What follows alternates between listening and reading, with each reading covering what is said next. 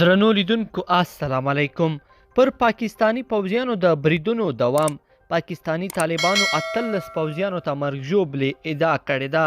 خیبر پښتونخوا کې پاکستانی پوځیان د تحریک طالبان پاکستان له کمین سره مخامخ شوي دي چې سخته مرګ ژوبلې ورته اړولې ده.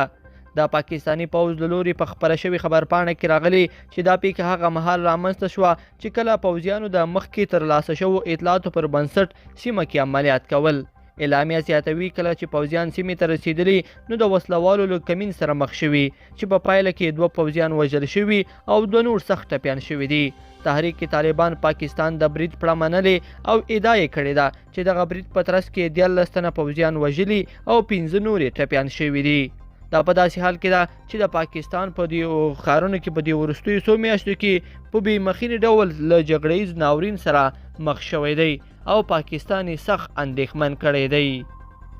بلخوا مایک پمپیو وایي امریکا به د افغانستان په تړاو د جو بایډن د ناسم مدیریت بیه پرې کړي. د امریکا د بهرنیو چارو پخواني وزیر مایک پمپیو په خپلو تازه څرګندونو کې ویلي چې دوی له طالبانو سره یوې منظمې هوکړې ته رسېدلي وو چې له مخې به یې امریکایي ځواکونه د دوی همکاران ډیپلوماتان او استخباراتي کسان په مسؤله توګه له دغه هیواده ایستل کیږي. خو جو بایډن په هر څه کې تر حده ډیره بیړه وکړه او د ګڼو کسانو د وژل کېدو سبب شو. دا د په خبره همدلته ناتمامیږي او د دې ستر احتمال شته چې امریکا په راتلونکي کې د جو بایډن د تیروتنو له امله ستره بیه پرې کړي.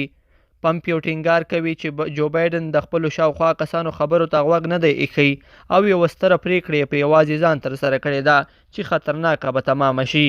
لیدونکو په دې هیله چې دا مطلب به مو تر پایه راسره لیدلی وي. که مو ویډیو خوښه شوې ویډیو لایک کړئ او چینل سبسکرایب کړئ. تر بیا ښه وخت.